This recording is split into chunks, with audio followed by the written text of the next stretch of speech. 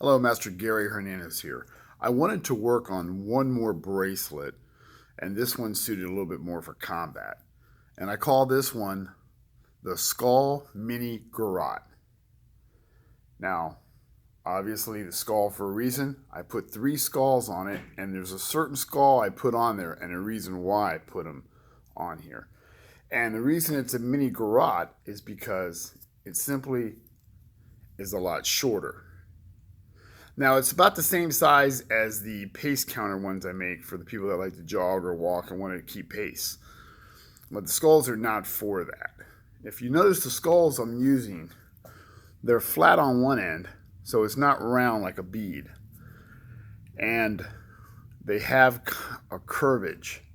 Now, the curvage is rather important because now you cannot do some of the stuff you can do with the traditional garrote, where it's longer and I can do a lot of roping around and be able to do a lot easier takedowns, and also use it for first aid as an arm splint or wrapping fingers or cutting their paracord or closing doors with it and stuff.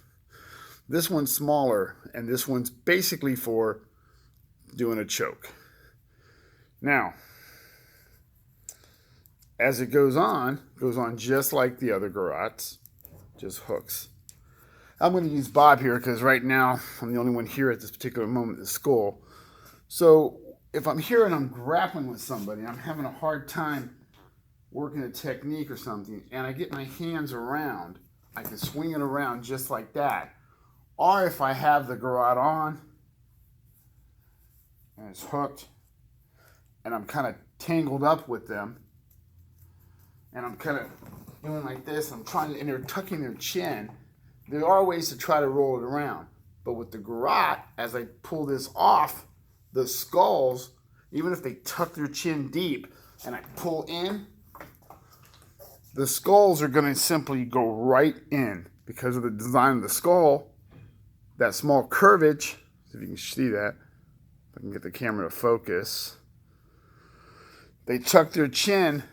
Even with a tucked chin, the skulls will slide underneath and go right into either the carotid artery, even the trachea.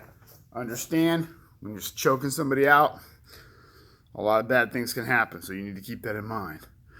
But it gives you a little extra. You could be injured a little bit. You're having a hard time trying to get them in some kind of a choke because they're in deep. Boom, this will slip right in perfectly. Again, because of the positioning of the skull, the design of the skull, I don't want to use regular round skulls because that's almost kind of like a marble and it's hard to get in.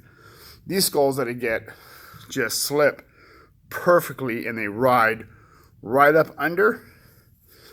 And again, just like the regular garrotes, it's going to allow me to choke. It's going to allow me to pull somebody off. It's going to allow me to go ahead and catch somebody, the carotid arteries, if worst case scenario, on the trachea, and I can do damage. Understand, I'm not saying I want you to choke anybody because we do know bad things can happen, but this might help you get out in a pinch, especially if you're roped up with somebody. It's a lot bigger than you and you're trying to get them, down to the ground. This will definitely help. So basically, it is the 3 skull mini garrote. And that's what it looks like. And it's very effective. Gary Hernandez, and thank you.